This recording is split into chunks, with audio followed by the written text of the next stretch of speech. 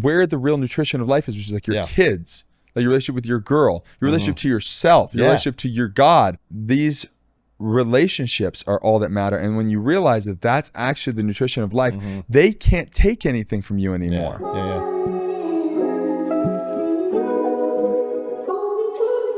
Cheers, guys. Cheers. Cheers, bro. Bad luck. I don't mind. Cheers. Oh, is it bad luck to cheers a little water? I don't buy it. Yeah. How old are you though? 27. You're 27. Yeah. Probably our youngest guest. Half your age. Yeah. Pretty much. Fuck off. That's how half Reed's age. What? No, Almost. no. I feel like though akin to the people in their 20s. I have. Yeah, thanks. And you're the one bringing beers for happy hour and shit, right? Like it's, exactly. Yeah, I roll with the kids. Youthful. Although all the other young kids I know don't drink. I mean, I have like. Yeah, it's not really cool to drink that much. Yeah, that's fucking lame. Actually, these are some of the things I want to ask you about. No, I mean, I pick a young guy's brains tonight. Well, the thing is about, you can't listen. I don't. When we were shooting our show, I didn't drink for almost the whole shoot. Yeah, you were like totally. I was really locked in. Right? Yeah. But so you guys were on a show together. Yeah. Well, I mean, I popped up once in a while in his show. Yeah. No. We were on a show together. I saw you. Oh, the one you just did, the Dan Fogelman show. Yeah, the Fogelman show. Yeah. But you locked it all in. I locked it in. But listen, here's the deal about drinking. I believe it's that you got to keep it fun, and it's not fun to drink. Like I now as I'm getting closer to 30. Truly, I'm 2 years away. How quiet he got there? Yeah. I mean, that's old. Yeah. You guys remember. Don't do that. You these are stupid conversations. No, wait till you're my. No, you remember you're 28 turning 30. Dude, it's as real as it gets when you turn 30. You're like, Yeah. that's all you know. You're like, holy fuck, I'm 30. Well, then, it starts to be, am I going to have a kid? Am I going to do all the, all that stuff? Yeah. So as I get closer to 30, I feel this like, this balancing scale of like, being able to feel good because the hangovers are real now. And it's not worth it, especially if I have things to do. And I'm not one of these, like, you ever hear the stories about like Richard Harris and like Peter O'Toole where they would drink and then go like kill it on set or on stage. I can't do it. If I get drunk for 3 days, I have a panic attack every time I talk with somebody. Right. And it's not like, the drugs. I'm talking about just alcohol. You're like a dehydration anxiety. It's the level of like my cognitive function is at an all-time low. My word recall is at an all-time low. If I'm trying to riff with someone on set with a hangover, even a 2-day hangover, no fucking way. And that's forever. Yeah. So all this to say, the balancing and that just gets worse and worse. Well, it has to be worth it to drink. The thing is, I don't think it's good, but I don't really get hungover. So, and maybe I don't drink it, but even if I drink like there is literally no one who doesn't get hungover. Yeah, I mean, I remember when I was like 15 not getting hungover, but that was like no, but I'm serious. Like I will, and so sometimes I won't drink, and then I'll be like, I'm gonna feel so much better, and then you don't. And then I don't. I feel exactly the same. How many drinks do you have? Do you think on a night where you're like, all right, I'm gonna send it? That's the thing is I don't get like sloppy black. Will you have more than 7 drinks? I would say that would be a pretty big night. Yeah. More than 7? No, like 7. Like, I don't think I get more than that. But that's also between like, you see, this 5 p.m. This is the difference midnight. between me and you. What's the difference? See, I won't drink for months, or I won't drink. I'll drink once a week or even once every 2 weeks. Yeah. This one beer is nice because we're gonna. I want to have a beer with you. Yeah. But in a reality where I'm actually gonna have a night, I'm never having 4 drinks. I'm not having a drink. The craziest thing for me is like a drink with lunch. And then back to work. Yeah, that's hard. Not bananas. Able. Not able. I used to. I literally back in the day. Fuck, I sound old, but like back in my Hollywood heyday, also were old. We would have like 3 martini lunches, man. Ooh, like, and then go do things. No, I mean I would go out to like drinking meetings all day. They'd be like, "Hey, man, you're gonna meet with blah blah blah from this studio, and you're gonna go talk about this project," and we would get 3 martinis deep, literally at a lunch, and then drive home. Yeah, and then I would go and fucking tie it on. That's the thing for like you guys don't. And then have drive home. Yeah. LA, man, everybody's Sunset like, Tower, and then be like, we don't go over 15 miles per hour anyways. No one's gonna get hurt. That is low key the logic. Yeah, obviously I do not drink and drive. No, me neither. But the idea of living in LA, acceptable. It was like and then you're okay. If you anything more than that, that's not a productive lunch. The idea of living in LA with as much traffic as it is you never pick up enough speed to really give someone a real dinger. You're ready to kill anybody. You know what I mean? It's like I'm taking Laurel Canyon over. If I hit someone, they're gonna be like, dude. Although I've been flying over Laurel at night a few times with maybe a little more than I don't think James Dean would agree with you. Yeah, there have been more than a few deaths. Ask him. No, you can't. Yeah, exactly. He died. Yes. From what? Dude. And that wraps up our PSA about drinking and driving. Well, so we should Tanner Zagarino. Yes. Thanks guys for having me on. This is awesome. Does anyone ever call you Tanner Zagarino? That was a little bit. There's probably that sounds like middle school. Of that in high school. A lot of Tan Man. Oh, Tan Man. A lot of Zag. Zag. What a Zigzag great name. Tanner Zagarino. Yeah. You sound like an 80s sitcom like superstar. Like, I mean, that name, but 2020s, no, no. I just mean like that name would have put you in that as the character or like the actor's name. The actor's name. Okay. But yes, Tanner Zagarino is here. We met on the new Hulu, well, the soon to be new Hulu hit, The Land. Yes. Yeah. It's already a hit. I love it. Yeah, I mean, that's like, manifesting. I feel good about it. Yeah, big show to cut together, man. Like, holy shit. I think so too. Yeah, I mean, I know we can't say a lot, but like the scale of that show. I mean, my first day on set, we can say it. We were at fucking BMO. We were like in a box at BMO Stadium. Just like BMO Stadium, the soccer stadium, this huge brand new state of the art stadium, and we like took the whole thing over. Wow, it was crazy. It's mind you, I acted more in the first 3 weeks on the show than I ever acted in my entire life. Yeah, I actually want to talk to you about that. Like so when we met, first of all, I'd like to say the reason I wanted to ask you on the show is because your immediate presence and kindness, just like your authenticity on the show. Bro. I was like, fuck, this dude would be a great guest, man. You just have that. Like, we got on. We did, yeah, for sure. It's funny how you like just meet someone you can like just like fuck around with. Yeah, and same with and we have mutual friends too. Yeah, for sure. We got to get Zach Knighton on the show, but and Moynihan was like, how immediately like we were just fucking with each other the whole time. Yeah, she's great. But I thought you as a young person, handsome fellow, you're in the zeitgeist of like about to blow, that kind of sort of. And I was like, I wonder what the world is like. Yeah. But like the reason I wanted you on here is to talk about what it's like basically to be a 27-year-old man right now. Like we're older dudes, but from my from my perspective, we're like what we're trying to do is kind of what you guys are in the hot seat to do right now. We're retroactively kind of being like, okay, how do we be better? Is the question better at what? Here's to like shape it up a little more.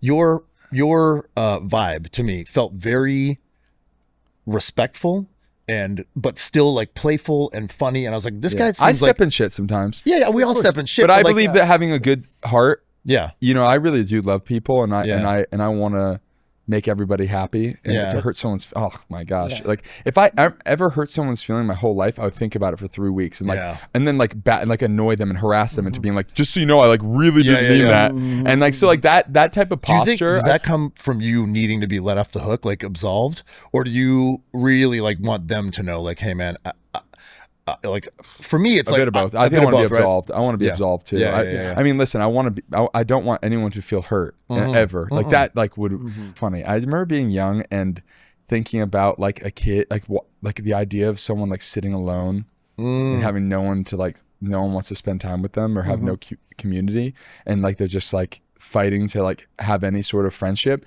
and that would just the idea that would crush me. The thing about someone who would ever be feeling like that. You mean, like it's hard to articulate, but I remember a couple times when I was younger, in my 20s, walking by just somebody on the street, and you kind of make like eye contact briefly, and there's like this sadness, this like heavy, like I don't know how I connected with that person, but there's like a sadness in their eyes that would like stay with me for days, like just this, like I would like kind of just jump into their life for a minute. It would break my heart, and the reality is they could have been fine. They're like, who the fuck are you? They're looking at me going like, that guy's sad.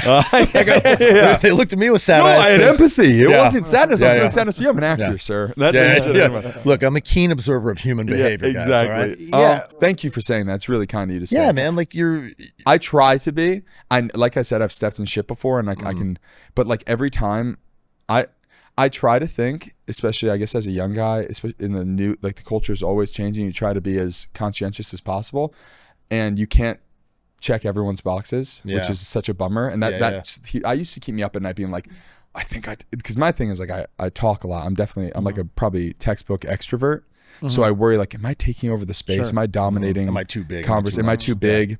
And I heard that a lot as a kid. I used to get told by parents, be like, my mom would like call their parents to have a sleepover, and they'd be like, Tanner's a bit, he's a little too, he's a lot. So we're gonna have to hold off on the sleepover. Same, man. All that hurt my feelings so bad. So that's like the thing I'm conscious of. But again, you can't check everybody's boxes. But all I think about is like, all right, if I know my actual posture of my like heart towards someone, and I know that like I'm not trying to hurt anybody's feelings, I'm not trying to steal anybody's thunder, I'm not trying to ever hurt somebody's feelings, that's all I can really control. It's like the whole idea of like they say like the keeping your side of the street clean. Yeah, that's an AA. You gotta think like that, because if you start trying to think about how I'm gonna morph myself to make you feel comfortable. Yeah, and I can't do anything about your side of the street or your wreckage or anything. But it's funny, Tanner, the idea as kids that we got told, I bet you did too, Reed, that you were too much or too gregarious or too. Well, we're all sitting here because we think that we have something to say. Yeah. Exactly. I don't think I was quite as far as you guys. It sounds like. I mean, my brother was actually. He was way more like out there than I was. Yeah. Yeah, and I recently found a box of my old report cards from like elementary school, and just like without fail, they're like, Tyler talks too much. Tyler is too much of a social butterfly. Overactive imagination. That's my favorite one. Like, who the fuck would I say know, that punishing about a kid for being like, you're a little too creative.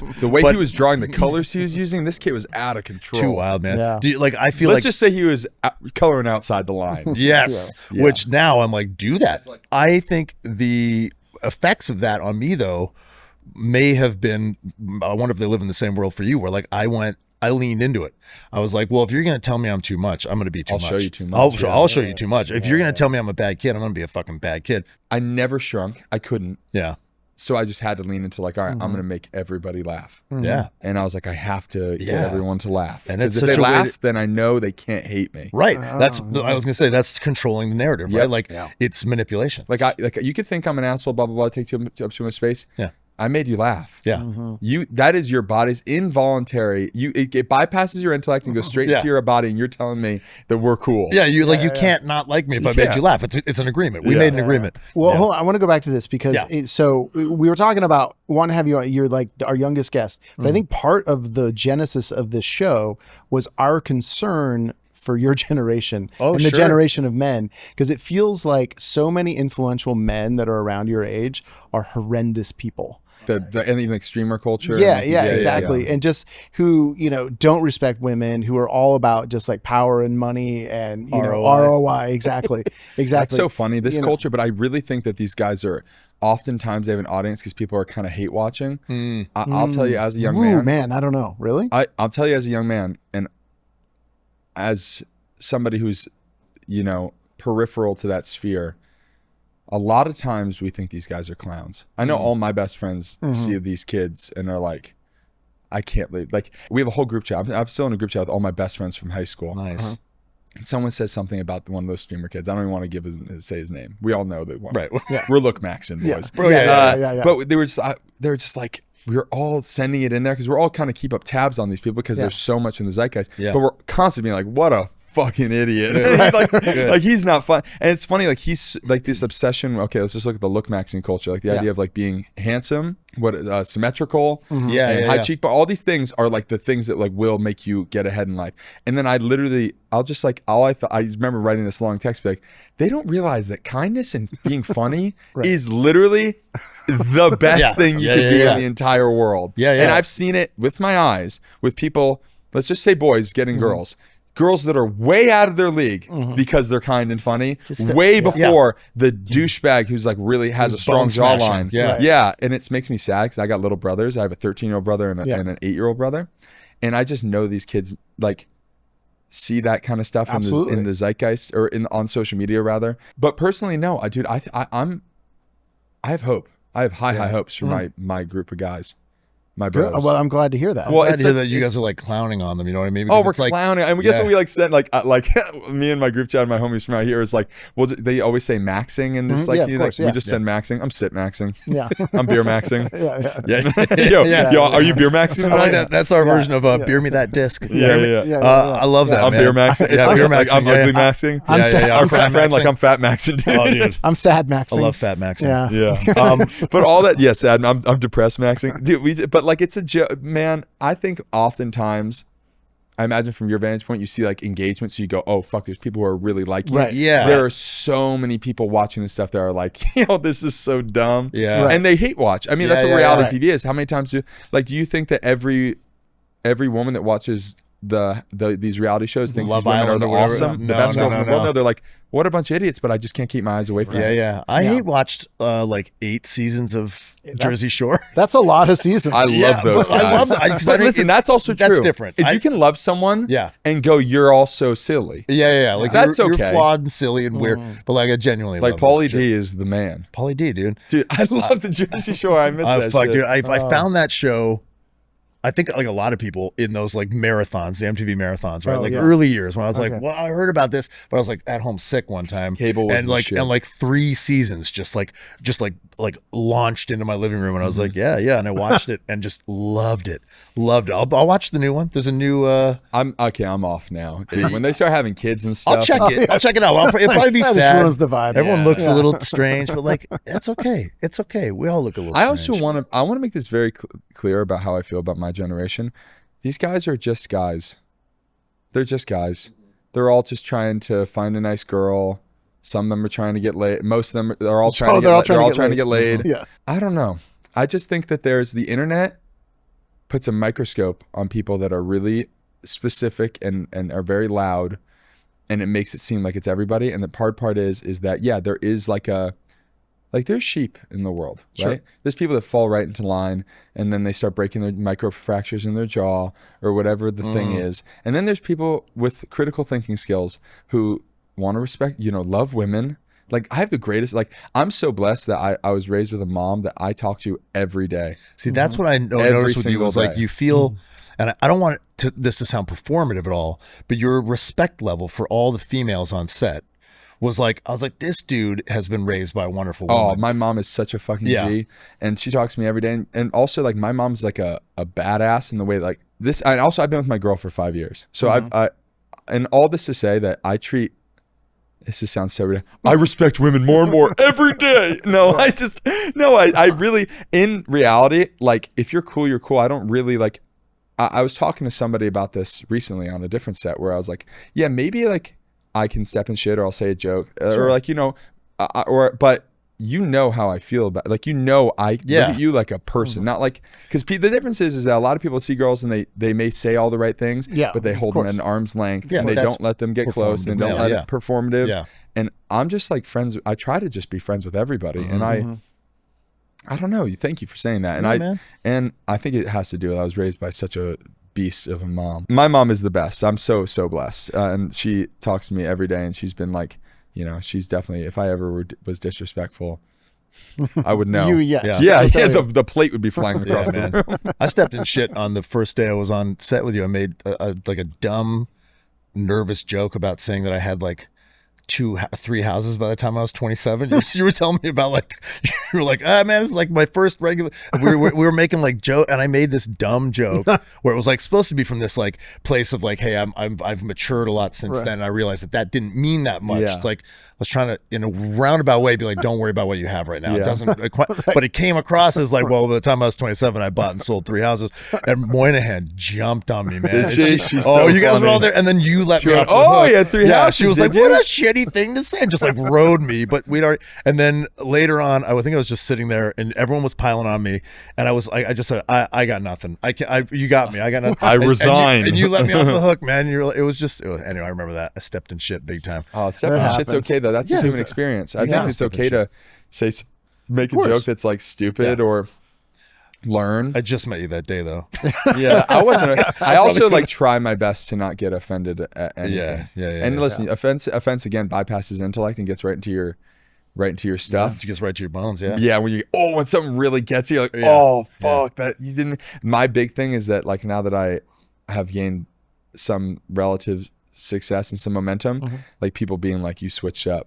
Oh right, like you fucking shit gets me so upset, and I can't even not even just sold out. Like you're not the same big time. Yeah. When people even make a little joke about that, I feel like my face gets hot. And I'm like not even angry. I'm just like, oh please don't. That hurts though, man, because that's it. You don't know what other people's perspective. Exactly. I'm trying so hard not to change. Don't make me feel like I'm changing.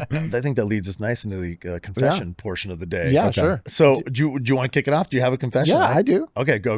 It's actually just something I want to talk about. I made kind of a confession. Okay. So I went on a couple dates with this woman and I got friend zoned. Like I got friend zoned. No.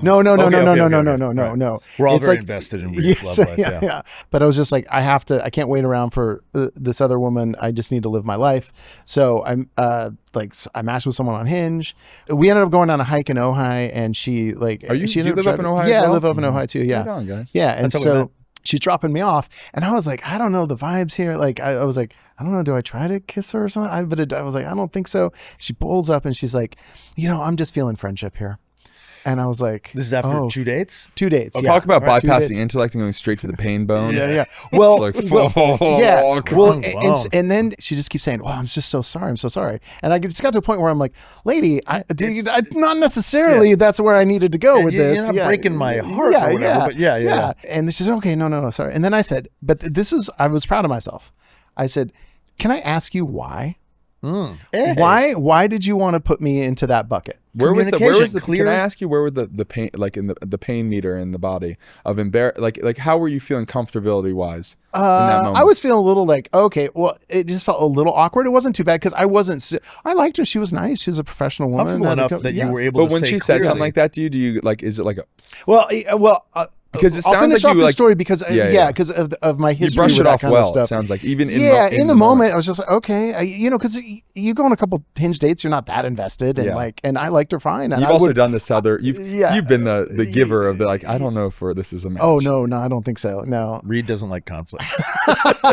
No, but and so I said, well, why? And then she just kind of thinks for a sec, and then she says, well, you're just too easy to talk to. It's like you're one of the girls.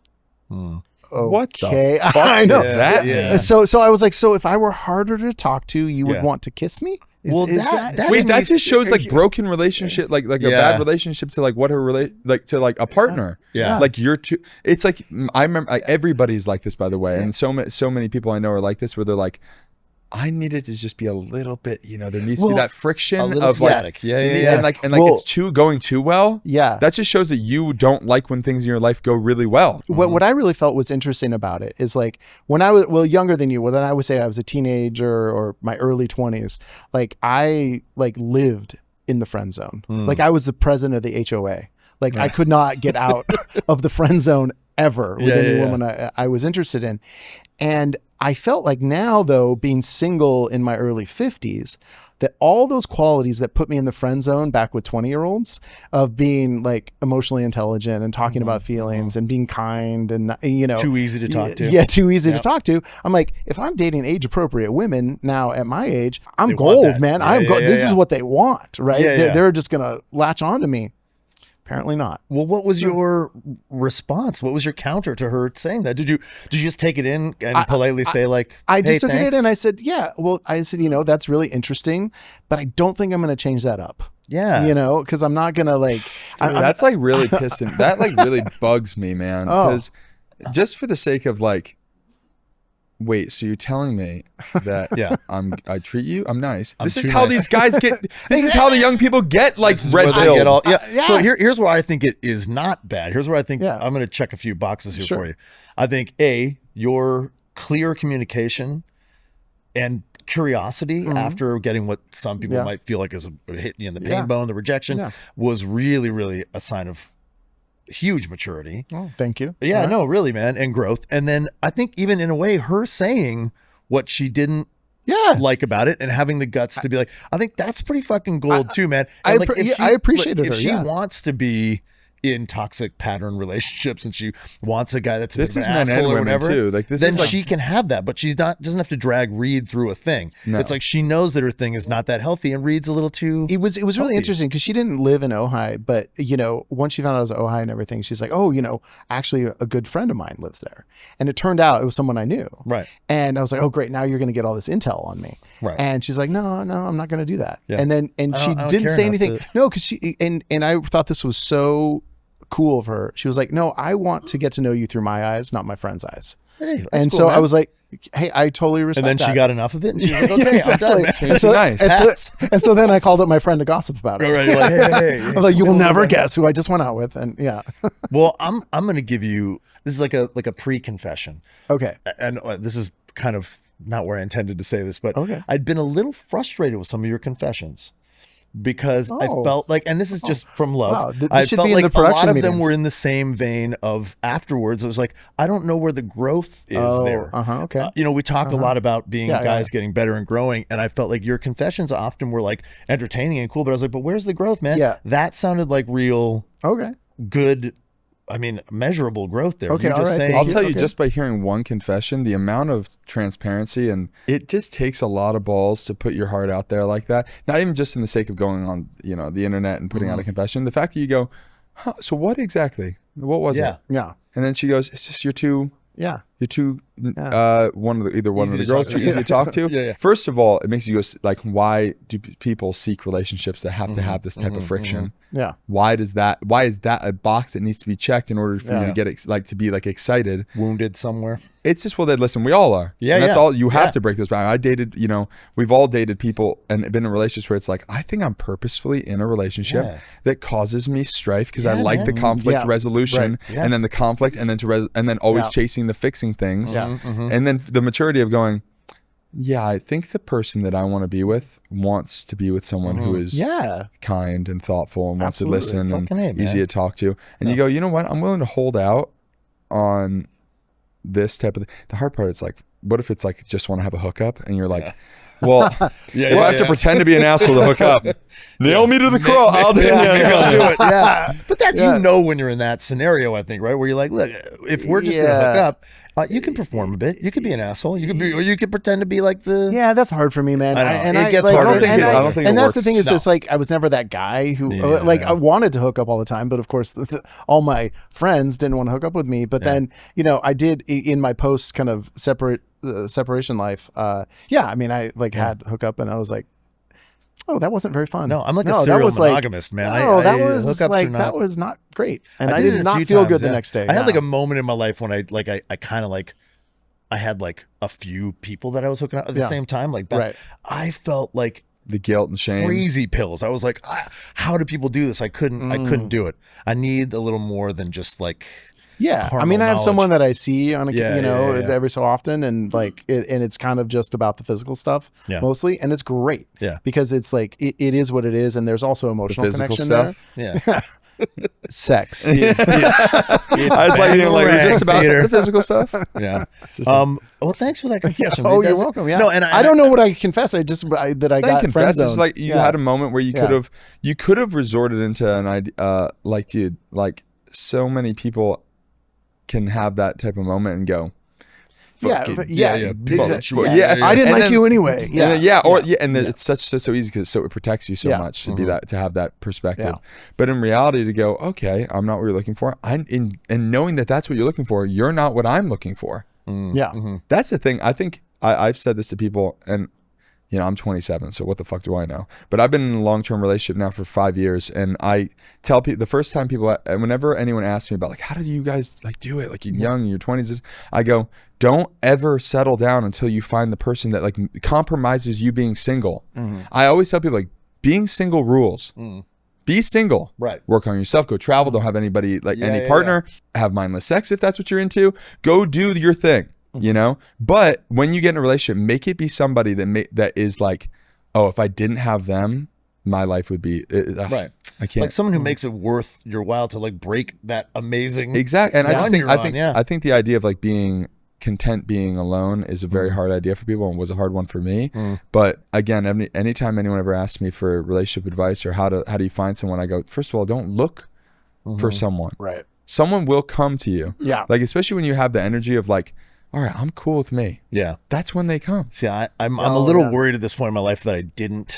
I've talked with Martha about this, my partner now. Like, I was like, I was in a 20, like I met my ex-wife when I was 19. Same thing. By the time I was 25, everyone was like, how are you doing this? And we got married when I was 29, which at the time I thought was really old. I never really understood me as an adult alone. And then I got divorced, and I spent 9 months, like, you know, kind of going through the AA steps and doing all the things I needed to do to like learn more about myself. And then I found a woman who I fell in love with, and I had that conversation with myself and with her where I was like, look, I could push this away, and I could be like, I'm not ready, and maybe sabotage or throw away a thing that I felt like was really, really real and really, or I can like lean into it and do the growing at the same time? And I think I did, but it's hard to know fully, you know? Growing with someone's very possible. As long as they are someone who is not only interested, but like encouraging of you growing. Yeah, and themselves. You have to remember, like, you have to be individuals always. Yeah. And that's so hard. My girlfriend is super, super independent. That's great. Which is very attractive and also very scary. Sometimes I'm like, what are you doing? She goes, oh, I'm on like I haven't seen anyone today. She went on, when I first met my girl, she was on a solo trip by her. I mean, I met her at a party and I got her, my phone died, so I had to give her my number. It was so stupid. But I give her my number and I'm like, oh, now I can't text her, and I'm waiting for her to text me and she's gone. She texts me like a week later. She goes, oh, I went on a solo trip down to San Diego and just like spent time in a camper by myself. And you found that really attractive, that, right? Yeah, but also it's like, it's scary because you're used to someone. I mean, most people I think deal in codependent relationships. Absolutely, man. And I think one of the things I learned after my marriage was like, or even in my marriage, I was like, we thought that you have to grow at the same pace in the same direction, and you're potted in the same, you're in the same pot, but like you do need to grow in different directions and let the other person grow however they're going to grow. That's hard, man. A lot of people feel like that is moving away from you, or you're not in sync with your partner, but it really is like trust and love. I think trust is like the thing that I found like in these moments. And just circling back to your confession is like calling it a confession. Like when you're seeking out relationships, it doesn't look like you're trying to fit a square peg in a circle hole, rather. Like when you're seeking out relationships, I always find that, especially with people where I see the relationships aren't working, is because they're trying to have someone to make them not feel lonely. Right. Yeah. When in reality, like, first thing you have to do is be alone. Be lonely. And then and then you find, then I'm not kidding, like the universe works in a way, God works in a way. As soon as you go, oh, okay, it's just me and me. I'm my own best friend. I'm the only one who's stuck with me for the rest of my life. Then knock, knock, knock. Yeah. Hi. And you go, whoa, I just figured this thing out. You know, I feel like in the last couple months, 3 months, like I've had a bit more interest in me from people. Right. And it's also coincidentally in the last 3 months, I think I've been feeling better about myself. Yeah. Like I feel like I've got into. That is no coincidence. No, yeah. I've got into a place. Actually, I've been saying this to a few trusted friends, and I'll say it on the show. But and I mean this only in relationship to myself. It's not a comparison with anybody else in the world. But I think I've hit peak handsome for me. And I say this because it's like my hair's in a good spot. Yeah. And I'm number one. Let's fucking go. Let's go. Let's do it. Bring it on, man. And like, and then I get to come in these shows and I get in the good lighting, and I got I'm back on the good drugs. So like my weight is like, I feel like really at a place where I feel like myself. I feel like myself. You got that on that GLP-1. Yeah, absolutely. Yeah. There is a nice little like high. I got it in. So I feel like myself again. Like I can fit in some other clothes that I used to wear, and then also like I met someone that I really like, and she liked me too, and like it was like, oh, okay, this was extremely validating because she's insanely gorgeous and everything else, and so it's like that's like, okay, great, I got some swag back. You know, that's and funny. Because it was a long time of being married and then feeling that long, slow drain of any sort of swag, just like swaggerless. Yeah. I remember after I was like 6 months divorced, my buddy Jeff said to me, like, I said, I'm starting to feel like pretty good. He was like, yeah, man, you're a Ferrari, but you were driving like you were in a Mazda for like most of your life. Yeah. Like no slam to Mazdas, great cars. They're so reliable. But you know, like he's like, you're Ferrari. So like, don't talk shit about a Mazda. And I even scoffed at that. I was like, there's no way I'm a Ferrari. But like, you start to believe you're a fucking Ferrari. Then you're jacked and you're like, damn, I'm a Ferrari. Yeah, I'm a fucking Ferrari. Okay, I want to put my confession here because there's so many things. I actually might change mine a bit because of the last thing you said, which you're allowed to do. You can come in best laid plans, right? So now I'm going to stick with my original confession. We can just talk about the other thing. So I got home from Toronto. I went to go see my dad for Father's Day. I went and fucked off to Toronto for a week. And I got home last night at 2 in the morning. Oh, which was 5 a.m. for me, right? From the Toronto time. And Martha waited up for me. Wow. Even though I was like, go to sleep, she waited up and she got this job at this new restaurant. She had all these nice little foods and things there. And she had clearly put a lot of thought into how she was going to receive me at 2 in the morning, right? And I walk in the door and I'm just like, hey, I need to like go to sleep. She's like, here, eat this shrimp meatball, and you should try this chocolate chip cookie, and here's some salmon salad, and here's these sandwiches from OMF, and it's like, here, eat that. And I just like, everything smelled like shit. I was just like, I can't. You could have put anything delicious in front of me. I would have been like, I don't want to eat right now. It's 5 a.m. Like and I sort of like walked through all the offerings with her and kind of turned my nose up at all of them. And she clearly, like, the whole What time vibe is this changed. again? This is 2 a.m. Bro. I know. So look at that. Was my instinct. I was like, bro. Oh, I think you misread my bro. No. I think that your lady was up making you food at 2 a.m. You should be so fired. I know. So, okay. So here's why it's a confession, because it is lovely what she was doing for me. So basically the whole vibe changed because I tried a few things and I was just like, I'm too tired. I'm too tired. I don't want to eat this stuff. Like I'm just a little tired. And she got a little upset and I said, come on, it's like 5 in the morning for me. To see you. She was waiting to see him. See me. Look at you. It was actually, she would have been asleep, but she really liked me. Yeah, she waited up for me. Yeah, she's not a night owl. And so I said, like, it's 5 in the morning for me, and I don't want to eat any of this. Like, thank you, but no thank you. I said, what's that face? She was like, I just feel like you're being a little snobby about the food. And I was like, it's 5 in the morning. I can't eat right now. I just don't feel like I can eat. And I went to the other room and she came in and she was in she was a little upset with me, and I pressed. I said, "Why are you upset? Like, I'm just too tired." And it immediately went to 1,000. We both were not communicating at all. It just, like, the communication was not happening. I was like, I had nothing in the tanks. She was hurt. I was tired, and we had this blowout at like 2 a.m. and it ended with me. It was all with the intent of like, I love you. Yeah, exactly. Isn't it so fucked how we just like we stop ourselves? It's like so hard. So like life is so damn hard. I had a full temper tantrum too. Like I ended up because she said some things that really hurt me because she was hurt, and then I got more hurt, and I hurt people, like just on the ground. I threw this thing that was like, I didn't like throw it at anybody. Okay. And then I kicked my shoes like a fucking petulant child. And then I went into the bedroom and she was like, I'm gonna go sleep in another room. And then I went to bed and I was like, what the fuck did I just do? Like, what just happened? I came home to see my woman, my girl, and then I'm in bed alone and she's in the other room and we're both really upset. And I was like, fuck. And then I spent the whole night lying in bed thinking about all the ways that I could have dealt with that better. Zigged instead of zagged. Did you? Yes. But you realize that with like the CPAP machine? What's that? With the CPAP? Yeah, lying there with my CPAP on. Okay. Sound like Darth Vader. Yeah. And so I sort of projected all night as to what the next day was going to be today. How long does it take for you to go, I think I may have immediately. I did that. Immediately. And that's the thing is I have the tools. I've worked very hard to have the tools to control my little wounded 9-year-old having a temper tantrum going to my room. But I had nothing. I was up for 23 hours at that point. I got up at 6 a.m. in Toronto to travel. It's the worst travel day. Doesn't matter. No excuse. I went to bed and I was laying there and I woke up. It was time to get up out of bed. And I was like ruined. Just like I was like, what's going to happen? All the things, all the victim-y things, and then override the victim-y things and be like, no, be a man about it and be accountable. And then she comes into the living room and I came in the living room and we just both started to cry and we hugged each other. And then we sat down and we had this amazing talk about like what actually happened. Because the last night it was like, no, you said this and then you it's not the thing, it's what's happening. It's never the thing, right? So we uncovered all this stuff today about when you behave a certain way in those scenarios or anytime you're hurt, that you immediately go back to whatever your sort of most wounded age is.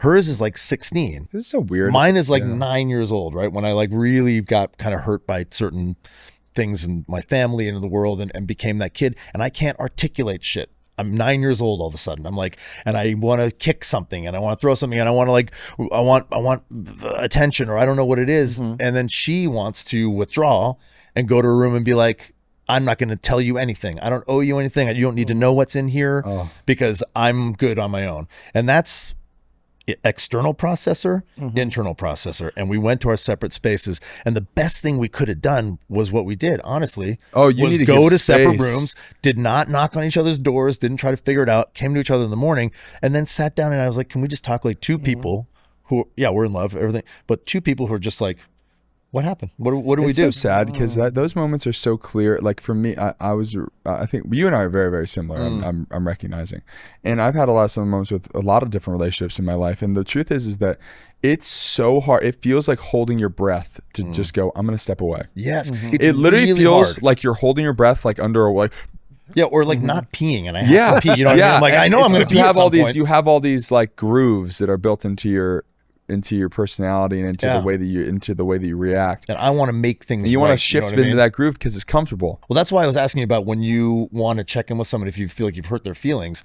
Is it because you need absolution, or is it because you want them to feel good? It's a bit of both because I want to solve it. I want to get it. Solving is so important. Solving is so important for me. And then realizing that sometimes, especially when it comes to with a partner, it's so important to go like, some things actually don't need to be literally solved. Yeah. Or it doesn't need your logistical, like, no, 1 + 1 = 2. So then this means that, and then we fit everything into the certain box. And in reality, sometimes just like space, like, like distance plus time. I couldn't intellectualize and it's so hard. It's so hard. I think that's the thing that people don't realize about being a man is that like there's this drive to try to figure things out now and solve it now. Like Marissa has always been like, because I again, like I said, I step in shit all the time. We're all fuck ups in our own right, but I can like take accountability like right after. Like right after I make a mistake, I'll take accountability. All I can speak for is myself, and all I know is that like the ability to like fix it's so funny because you're fixing in the moment. Because we create a mess and we clean it up. Yeah. But we don't stop ourselves ever from creating messes. We just become faster at cleaning them up. Or like admitting, I made a mess. And which is just cleaning up. Yeah. But the real thing that I think as men that would be really important for me as a man, I can really only speak for myself, is that I'm starting to discover, and I use it like I'm starting to discover like I can actually stop myself from making the mess. I don't need to just be really good at cleaning up. I can stop myself from making messes because I see the mess coming. And the truth is, all I need to do, and this is like beyond relationships, it's in everything in life. All I need to do is step away and give myself space and breathe. Take a breath. And like really breathe. Like not like false breathe, like look at your clock, look at the clock and then go, okay, I'm back. Like no, it's like really taking space. Yeah, like same with grounding, man. Like not just go outside and like stomp on the grass a little bit, but like go ground, connect with the earth, breathe. And the other thing was that Martha took accountability immediately as well for the things that she said that upset me in the moment, and like because we both said things we wish we didn't say. Totally. And I think my confession is that I had the moment, the petulant child moment, but the real confession I think is that I'm like, the work never stops. Like I still have a lot of work to do. And I know that, like intellectually, rationally, I know that, but emotionally, sometimes I think I'm tired and I go like, I'm contending with so many things with like raising. You never want to become the guy. Like the old man. That's like, when people are, or even like, not even just that I got it. Like, so many people that's like, yeah, he's a little this, but he ain't changing. He's not gonna change. And like I just went home to visit my dad. No coincidence. I love you, Dad. We've talked about him a lot on here. He's a fan still, but we still loves me. But I just saw him, and there's like things that I'm reminded of when you see your old man, where you're like, right, these are things that I have actively decided I'm going to do differently. And last night felt like a moment where I was like, I kind of took a bite. You know what I mean? I was like, fucking just be shitty. But I think forgiveness on all ends from that perspective is like, I think that if you take 5 steps forward and then 1 step backwards, you don't just self-flagellate. Is that the word? Yeah, flagellation. Yeah. You don't do that for the step backwards. The hard part is like just not punishing yourself. Understand you're forgiven, and you're like, you really are forgiven. You can be forgiven. You forgive yourself. You can be anew, and that is like such a strong perspective because it allows you to get out from underneath the weight of your own shame. Because shame keeps you in the known. Shame will make you do all kinds of stuff.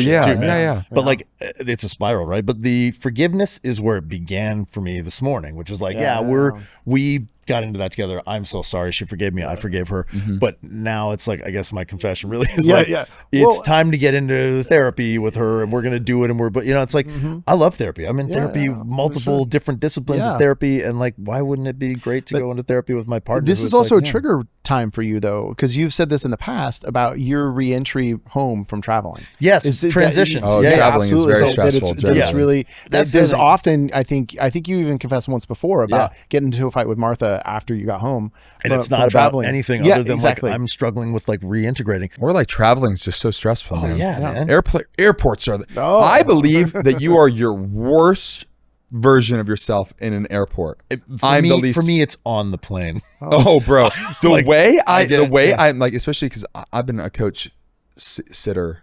I've been sat. Yeah, you've sat. I've been sat and coached. Sat upon coach my whole life. Yeah, and I still am sat and coach. I very coach, man. But when I see someone coming down the aisle, and they're gonna sit next to me, and they got to the boarding late. Right. And they're looking at me, the disdain, the amount of horrible thought. Thank God we're not our thoughts. Yeah. Like, because you're just like, I'd kill you. You're thought murdering. I should kill you. Fucking kill you. What would happen if I actually? And they're going home to see their children. Right. They're like, you don't know what happened to me to get here. Yeah. Oh, they just made the line. They just made it. And I'm like, how about I fucking kill you? Yeah. We've all been waiting for. Oh my and they're God. like my size, and they're gonna sit next to you, and they're like a giant, taking up your coach space. Exactly, dude. And I'm sitting there like I'm already like these planes, and the pilot. I'm gonna fucking kill this poor. It's like the worst. So give yourself some grace. Is that everyone is the worst version of themselves in airports or on planes, and everyone's like, you're just fucking pooped, right? Like I've been traveling all day. Did you sleep? No, because I just like it was a lot. So you were and you got to drive back home after this. And gate changes. I still think the therapy is a good idea, no matter what. Yeah. Thank you. Concur. All right, it's always good. So that's my confesh. Tanner, Zagarino. I'm so glad I have the time to just like ponder over these confessions, because you just sit here, you go, because no matter what, when you're doing these podcasts, I'll look into the camera. When you're doing these podcasts, you can't help but be like, you're self-editing as you do things, right? And you're just like, what do I feel comfortable with everyone knowing? What does Marissa feel comfortable with everybody knowing? And I feel comfortable with everything I've said, but then you're like, I also like, I want to be open and vulnerable. And I also like, especially with like all the new stuff coming out with the land, and this is going to pivot into my confession, is that like, I just have a lot of change happening. And I try to be, again, thank you so much for saying what you said about me. But I do also have this little devil on my shoulder, or just my conscience, or whatever you want to call it, where I'm going, don't ruin it. Don't say something. Don't shit the bed. Don't lose your discipline. So my confession is, I'll call it success. I need to own it a little bit more. It's hard because you don't want to sound attention like and success. Attention and success, and it's fun, and I'm in a place where I have a level of abundance I've never had my whole life. No one in my family's ever really had. And I am really grateful and happy, but I've been feeling a bit of fear around the fact that I've self-identified as a hustler and a guy who has the beautiful girlfriend but doesn't have any money, or is friends with the people but doesn't do it. And I felt this like sense of identity in being the scrappy one, cutting his teeth, came out here, moved out here, dropped out of college, did all this stuff that I could, all these like weird chips on my shoulder that actually don't mean shit, but all these things that I didn't realize were attached to my identity. And then I broke the chain of like, oh, I know I can act on a high level. I know I can get on these sets and I can do this thing. Like I work really hard and I've trained and It's very good, by the way. Thank you very much. Thank you. I got to watch that. Anyway, I can't say anything about it, but I watched a big scene with him and I was like, oh shit. Thank you, bro. Yeah. And that took me a long time to even like accept that about myself. First and foremost, there was, my confession is that I identified so much in being this scrappy guy. Came from nothing, but didn't come from nothing. I have a great family that raised me very well, and I have great brothers and everything. But and like in the eyes of like the abundance that can come from Hollywood, I feel like I could talk myself into thinking I came from nothing. Right. And I was self-identifying so much with this idea of that I am scrappy, I'm this, I'm the guy who could be in these circles, but I'm not of them. And now that I'm in this position, now I'm of them. Right. That's why the switch up accusations hurt so much. Yes, that's why the switch up accusations have been killing me. Yeah. Because I'm like, please don't be true. Please don't be true. I'm trying so hard to maintain this, maintain who I am. And I know that my heart can't change. I know money or fame or popularity or anything can't change. Like I know who I am, my posture, but like your ego and it wants to keep you in the known. And you wants to keep you in this place of, you're going to lose everything if you keep ascending. Right. You're going to lose all those fear things that made you who you are. Real, man. And it's not just fear. It was fear of, number one, money was weird because like I was like, I never had money. And then I had 3 houses. Yeah, you had 3 houses. Did I ever mention that before? You did. I remember Bridget Moynihan maybe giving you a lashing about that one. She was like, "Shut the fuck up." All right. Oh, you did, bitch? Anyway, sorry, I didn't mean to interrupt you. Yeah. She goes, "I was the queen of." No, I feel a little bit of fear around that, which I'm open about. And I've been working through, and I have great mentors in my life that talk me through these things. So that's one. And another is that I have, it's adjacent, but I feel this fear of changing. And I also have this fear of not even the changing world around me. I have the fear of, I believe fame and success has taken down more spiritually, emotionally, and just more evolved men than me. And I'm afraid, and that shit scares me. Yeah. Wow. So, but I also know that, and then everyone who tells me, they go, the fact that you are self-aware enough to be afraid of it means that you won't let it happen. And I go, I swear there's got to be someone else who that thought that way. And the next thing you know, they're sitting around going, treat people like peasants and shit, Or, well, the reality is, man, you may end up going on a journey with that too. You know what I mean? Like, I think you can go on that journey without it totally defining your whole life. I think you could, like, around your age, I had 3 houses. Well, I didn't, but I had this big one was influx. a condo. I had 2 condos and a house, but I had a big moment, like, where I was on the precipice of like being a big thing, and I was all the, and it did mess with me, and like I can look back on those moments and be like, but I think I did the right thing and stood by who I was. But like, it did the dust got kicked up, man. Like, I didn't totally know sometimes what up was and down right. It's weird too. Yeah, man. And that's okay. You could give yourself grace for those situations, right? But it was all a learning process, And I think that's what you're gonna have to grapple with. Is like, it may take you on a journey. There may be moments where I feel myself because I've noticed, I felt like a little chip on my shoulder developing, and not a chip like who I am, but like a chip like, oh, you can't fuck with me like that anymore. Which is maybe the exact same thing as the first thing I said, which is, do you know who I am? And it sucks because that's like not who I want to be at all. But there's like so many times in my life where I felt small, especially in this town. It's all so much fucking compared. You guys live in Ojai now, which is at least it's adjacent, but you got to get out of like the comparison game so much. It's like, it's not everywhere. It's not in your face. And here you're like feeling a little small, and then people say something to you that makes you feel like you're just like a little bitch, and then it's like, and then you get a level of like, you feel like your momentum, and then you start going, yeah, you can't talk to me like that anymore. Yeah. And then in reality, I go, if you ever allow someone to, like, the outside world to determine whether you deserve respect or not, that can be taken. And if you just know, if it's just who you are, it's just who I am. And also I know that's who I am. But I'm so excited. I love this job. I love to act, and I really do want to do this thing at the highest level. But I know what comes with it, and that shit's spooky. Yeah.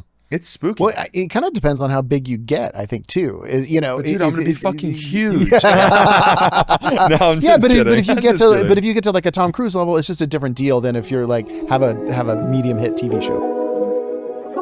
Hey, if you like the show, please don't forget to subscribe. It helps us so much in the algorithm. And Tyler, we love algorithms. I love algorithms. Yeah, of course. Oh my God. So you could support us directly by joining us at patreon.com/IOYSMpod. We've been really good about throwing stuff up there now. We've got ad-free versions of every episode, of course, songs of the weeks, Tuesday Tales. Reed does, Tyler tries. And, we're active in the comments. You're doing quips all the time. You're doing quipping. I'm quipping. You've been quipping. I've been quipping. Look, guys, we're almost boomers. We're doing the best we can, right?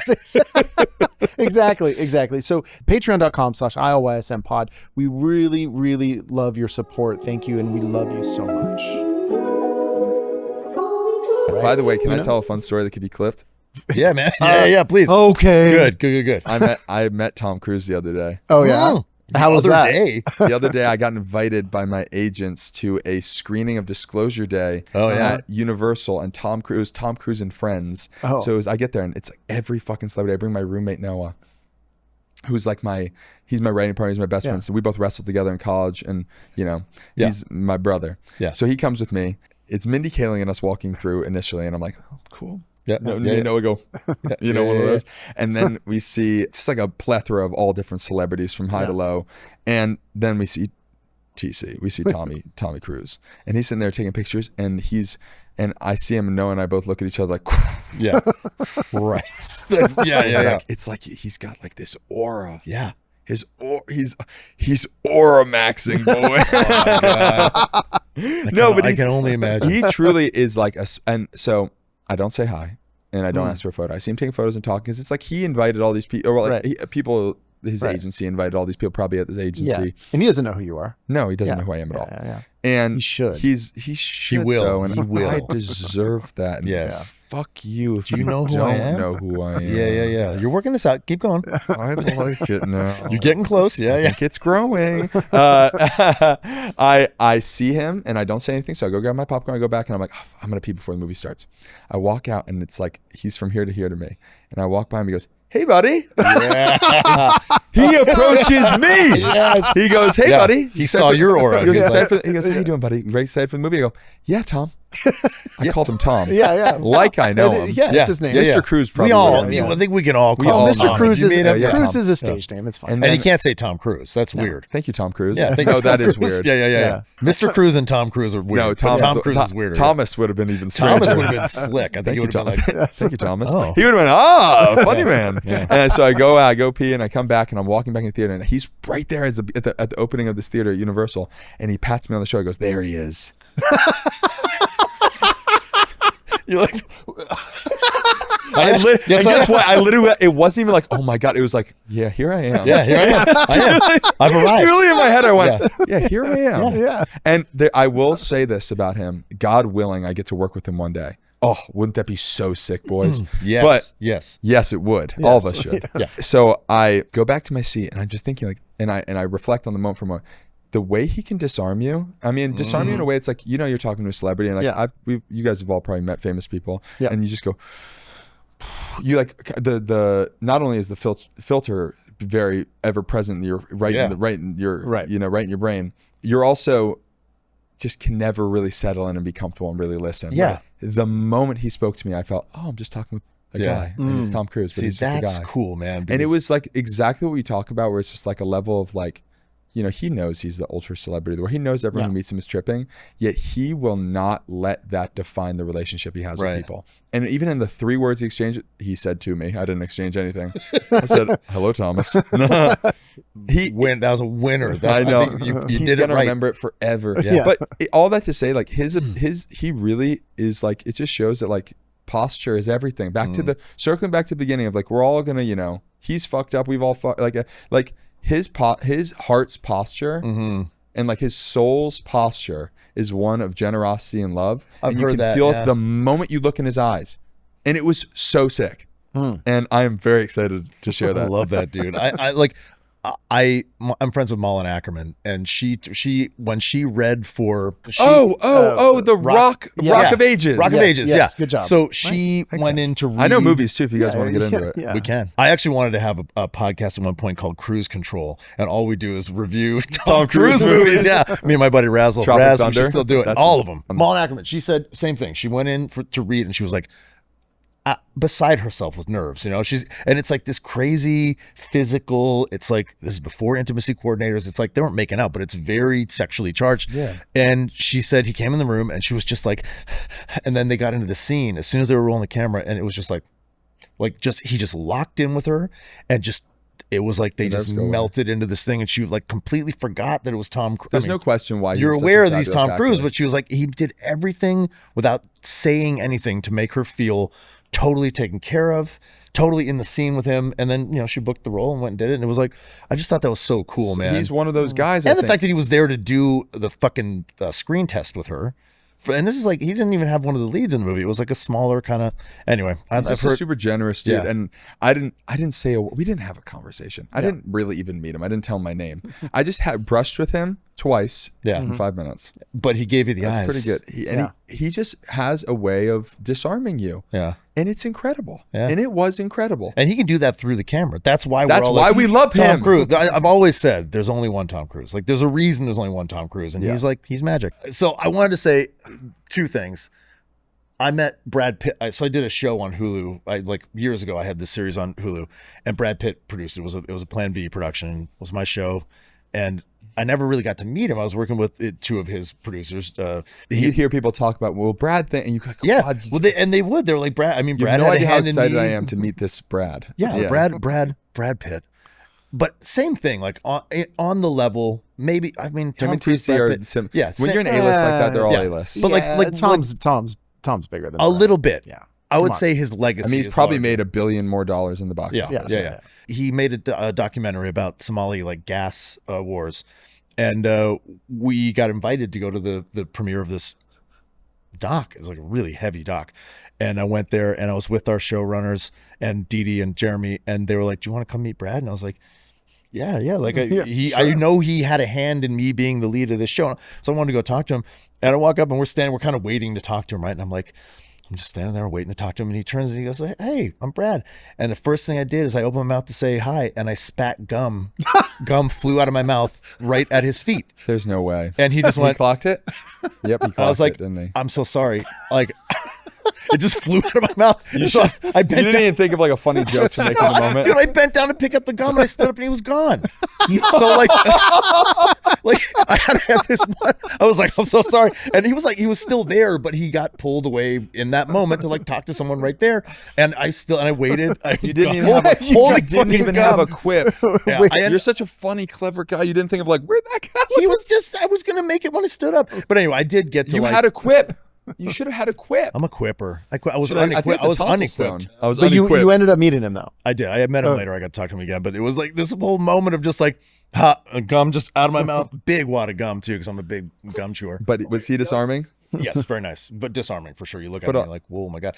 I didn't, same with you. I didn't have a big moment to like chat with him. It was an event, and it definitely, he had his media trained Brad Pitt filter on, you know what I mean? So that's the thing. I mean, I've never met Brad. I did stand probably this far away from here to the wall, but I'll just say with Tom, it didn't feel like someone who was playing the game. He doesn't have to. That's the thing at this point. He didn't feel like he was playing the game or kissing babies, shaking hands. It felt like someone who like, look, and listen, this is me not sounding like I think he does it with everybody he meets. He's got a level of authenticity and real enthusiasm for human connection that when he looks at you and goes, "What's up, man?" You go, "Oh my God." So you're like, well, let me tell you, I actually have things that are going on. I've heard so many like crazy stories about him going above and beyond for people. He's really and like showing up at like family gatherings for birthdays at like little tiny hole in the wall restaurants, and everyone in there is like, "Oh, is that Tom Cruise?" I have another meeting, a hero story if you want to hear it. Yeah, let's go. I worked with Jason Segel on Shrinking, who he lives in my favorite guy. He lives in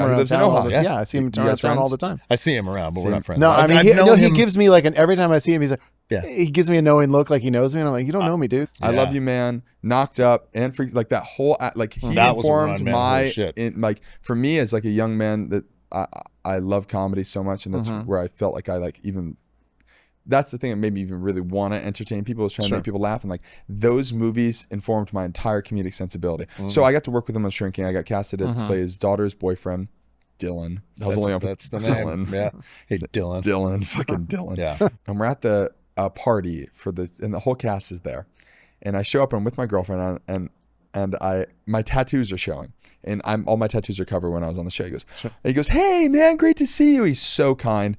And he goes, "I didn't know you had tattoos." And I go, "Yeah, man, yeah." Was that me? And I'm like, by the way, Jason, he could never curb my wanting to get him to like me. And also, if Tom wanted to keep talking, it would have been the same thing. I would have wanted to get him to like me too. So Jason, I was like, "Oh, does that make me cooler or less cool?" And I'm trying to be cheeky. He goes, "Oh, dude, I love you from the inside. I love you from the inside out." Yeah. And I say, yeah, come check it. What did you say? "Come check out my insides anytime." And I'm like, and I went, and Jason, and I realized like, oh, that's not number one. He doesn't know me. Yeah. He doesn't know that I'm trying to be silly. Yeah. I may have just asked him to fuck me. Right. Yeah. And it's not the environment. And he goes, "Ha ha." Right. And then turns and goes, and he actually probably didn't even do that. In my head, he probably went, "All right." I go, "Oh yeah," and someone pulled him like Tom, like Brad. But I look at him, I go, "Come check out my insides anytime." Yeah. Right. And then he goes, Yeah. And then I see him leave, and I just go, Marissa, I just told him to come check out my insides. Yeah. She goes, what? And she knows how much I care about him. And that has been living with me forever. That's like the idea that's the playback engine, right? That happens to me. Come check out my insides anytime. And then you're like, well, wait a minute. He just said he loves my insides. He said he loves me from the inside out. So he would know that I was being my insides goofy. anytime. I'm being silly, but I'm also like, he was not taking that leap of that level of play. You know how many other things he was dealing with I always do that. I'm always, big confession too. Yeah. I need to learn when not to play. And I try to make every environment a time to play.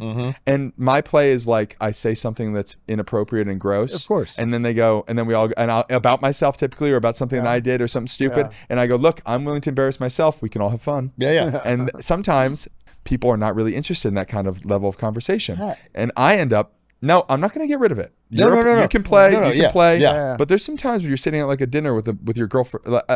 Yes, there are you're times at a dinner, and there's no point for me to go, I had to wipe 47 times today. Right. Yeah. Why? Yeah. But I will say with Siegel, you're like a product of his he taught me to make that That's joke. What I'm saying. It's like, I learned it from you, Dad. Exactly. You know what I mean? Exactly. You learned it from him. It's exactly what I felt. I bet he thought it was funny. He just had some other shit to do. I don't blame him. He did nothing. He probably didn't even make the face I'd made. Yeah. It was just, I just felt in this moment that I was like,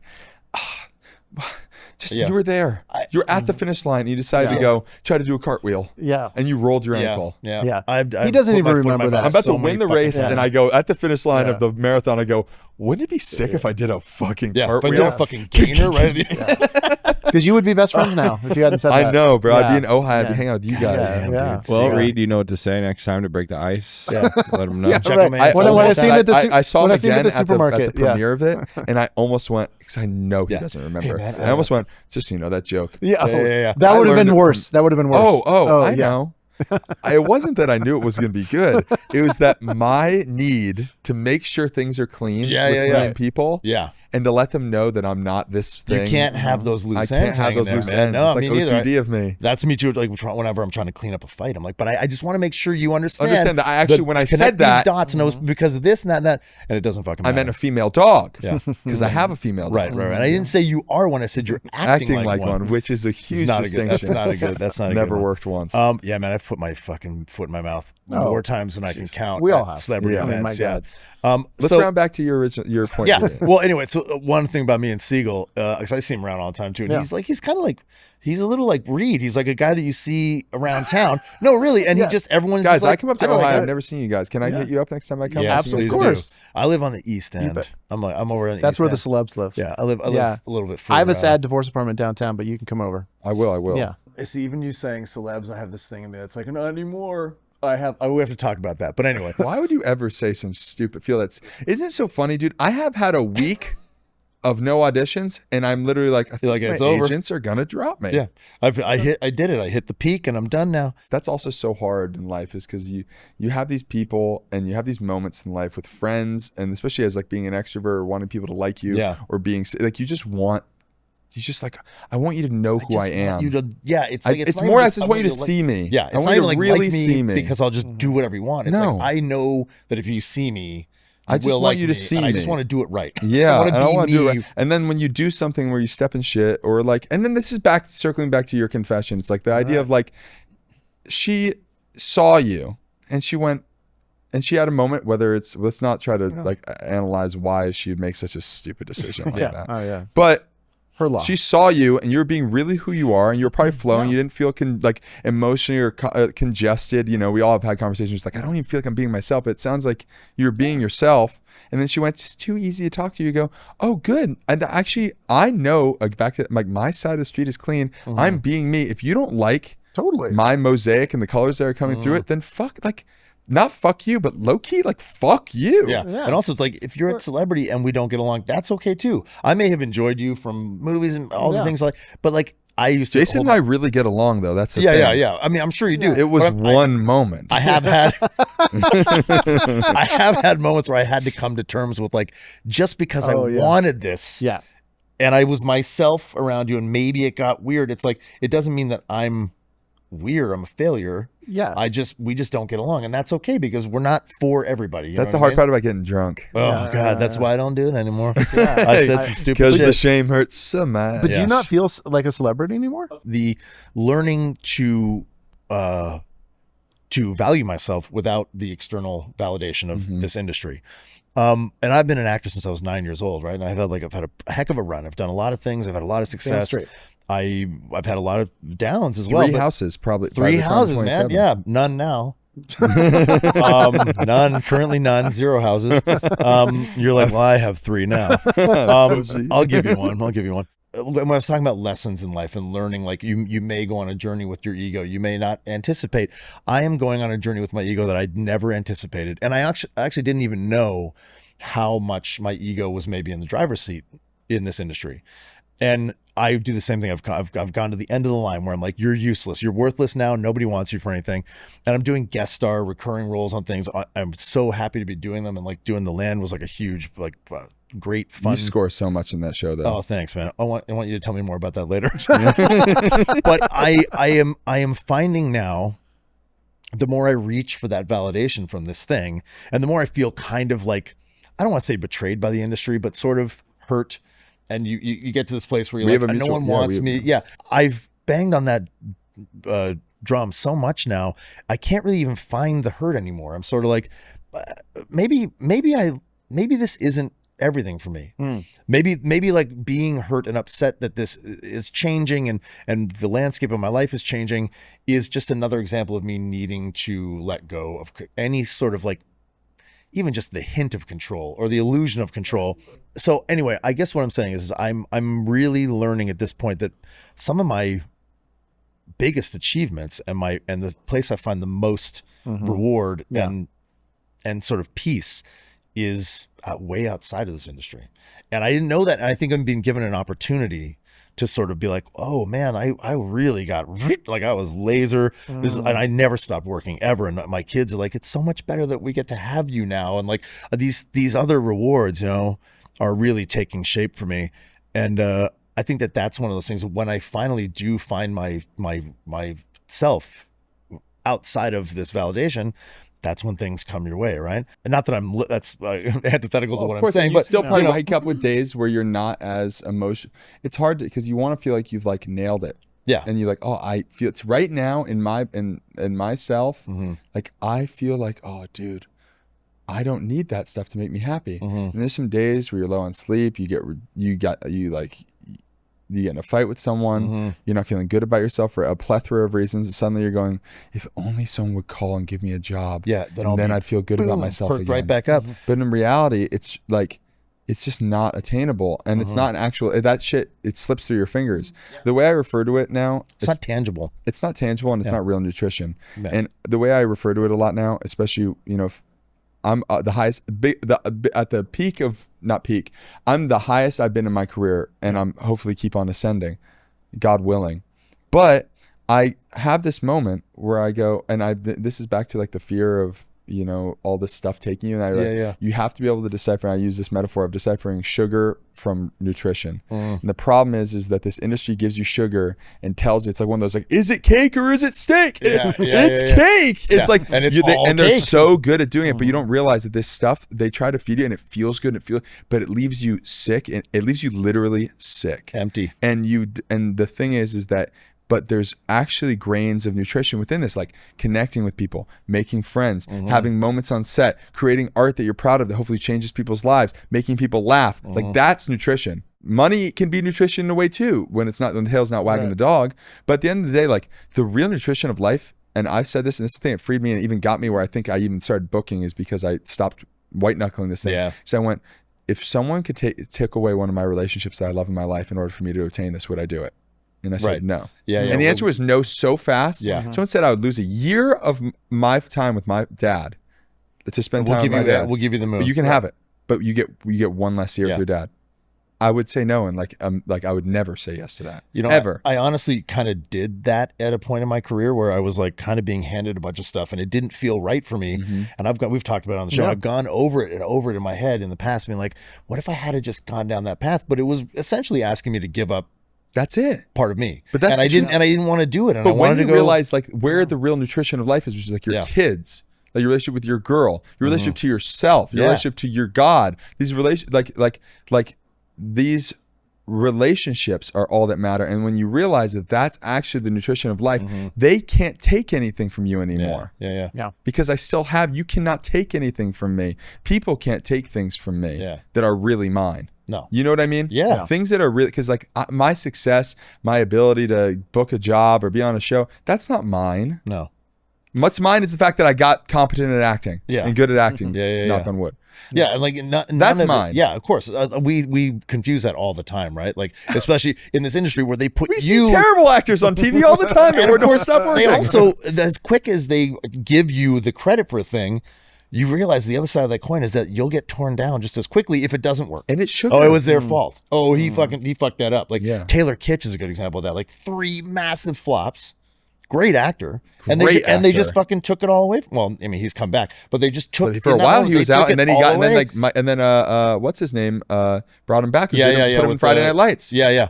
No. Before that. No, he did it with the Terminal List. Yeah. But the sugar, dude, it's sugar, and you need to be able to decipher the sugar from nutrition. Is it cake? Is it steak? Is it cake or it's steak? That's this game. That's a big metaphor for what Hollywood is playing cake or steak. Yeah, man. And they're like, trust me, dude, it's steak. I hope our podcast is steak. Thank you, dude, for being on. Oh, dude, you guys ruled. This was so much fun. So good. Yeah. And thank you, Tyler. Thank you, Studio 1042. Thank you, of course, to everyone watching, everyone listening, especially our love bugs. Rob, come on. We love you. Yeah. Do you want to plug anything? We have the land. Yeah. We have the land. We do have the land. Yeah. I just want to do a big shout out to my girlfriend Marissa. She just, dude, this is for the next time when I come on. Yeah. Lay it out there, man. Marissa is shooting The White Lotus right now. Oh. And it was her first audition ever. Yeah. Wow. Talk about being humbled, bro. Wow. Yeah. Talk about sugar versus nutrition being like, wow. She's just got a lot of sugar really quick. So I just want to do a big shout out to my girl, dude. She's over in France right now killing it. So I just want to say I love you and you're doing a great job. Oh, good, man. And also, I remember being in the car with Sam and Brad in Paris, and they were talking about that. That's when that happened with Marissa. And, I was like, oh, wow, that's a head full. And they're like, no, she's like, she's meant to. She's have built this. for it. She's built for it. She won it fair and square. It's total meritocracy. Like she went in there and she auditioned with everybody. Yeah. She went like 5 rounds. But it's also like why she's meant for this is because if she one day someone took it away from her, God willing, it doesn't.